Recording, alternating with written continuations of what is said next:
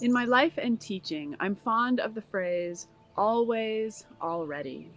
I use this phrase to remind myself and my dear students that true, lasting happiness doesn't come from external sources. This isn't to deny our very real need for food and shelter and safety and love. Rather, it's a reminder that deep within us exists a spiritual heart, an abiding center where true joy and ease reside. Poet and spiritual teacher Mark Nepo wrote, "Each person is born with an unencumbered spot, free from expectation and regret, free from ambition and embarrassment, free of fear and worry. An umbilical spot of grace where we were each first touched by God. It is this spot of grace that issues peace." Psychologists call this spot the psyche. Theologians call it the soul. Jung calls it the seat of the unconscious. Hindu masters call it Atman. Buddhists call it Dharma. Rilke calls it inwardness. Sufis call it Kalb. And Jesus calls it the center of our love. Nepo continues by saying that to know this spot of inwardness is to know who we are, not by surface markers of identity, not by where we work or what we wear or how we like to be addressed, but by feeling our place in relation to the infinite and by inhabiting it. This is a hard, lifelong task, for the nature of becoming is a constant filming over of where we begin, while the nature of being is a constant erosion of what is not essential. Each of us lives in the midst of this ongoing tension, growing tarnished or covered over, only to be worn back to that incorruptible spot of grace at our core. Spiritual practice is a constant invitation to shift the seat of our identification. We all misidentify, by which I mean we attempt to locate the ground of our being in the surface markers of identity rather than the spot of grace at our core. The world is a complicated place, full of ups and downs. And when we allow our well-being, happiness, and fulfillment to be contingent on the fickle reality of the world, we will undoubtedly suffer. As Mark Nepo said, we each live in the midst of an ongoing tension. One moment we're lost in the pressures of the world and misidentifying with our successes and failures. And then in another moment, a moment of grace, we feel connected to the pulse at our heart center.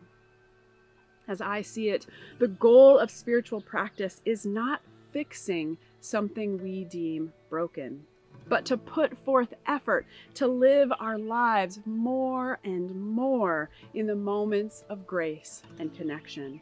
It's about consistently working to uncover and reconnect with that which is always already within us.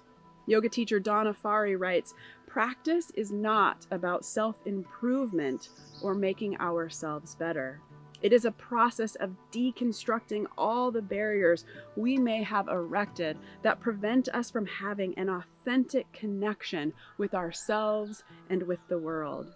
This tenet is an extremely important one because the effort to change and improve ourselves is fraught with the risk of subtle self-aggression that only produces more unhappiness. We cannot strive towards something that we already are. The last line of this quote is a mantra worthy of regular repetition. We cannot strive towards something that we already are. As I said, true, lasting happiness doesn't come from external sources, but as seekers, we often think we're looking for something different or other than ourselves. As Minister Wayne Muller writes, spiritual identity is not something far off, not something that we need to go to Tibet to find. It is here, in the way we walk on the earth, the way we see our life, the way we care for ourselves and others. Our true nature is not something extraordinary. In fact, it is quite ordinary, an inevitable portion of our daily life. We, right now, in our daily life, already have the depths of what we seek. Nothing can tear this reality from us, but there are many things that can keep it hidden. We live in a world of busyness and distraction. We live in a world of anxiety and violence. We live in a world obsessed with external gratification. American culture most often teaches us to root our identity in consumerism. Society at large isn't going to support our efforts to identify with the still small voice within. We ourselves must take up this responsibility. While it's true that we don't have to look outside ourselves to hear our inner voice, we do have to make a commitment to listen to it. Spiritual practice is about putting forth a daily effort to remember who we truly are and to fight against anything that keeps us trapped in false ideas of separateness that lead to our misidentification.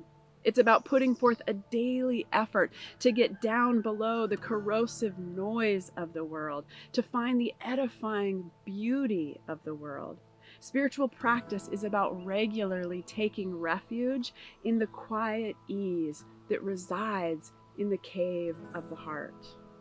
Quaker educator Thomas Kelly wrote, "Deep within us, there is an amazing inner sanctuary of the soul, a holy place, a divine center, a speaking voice to which we may continuously return.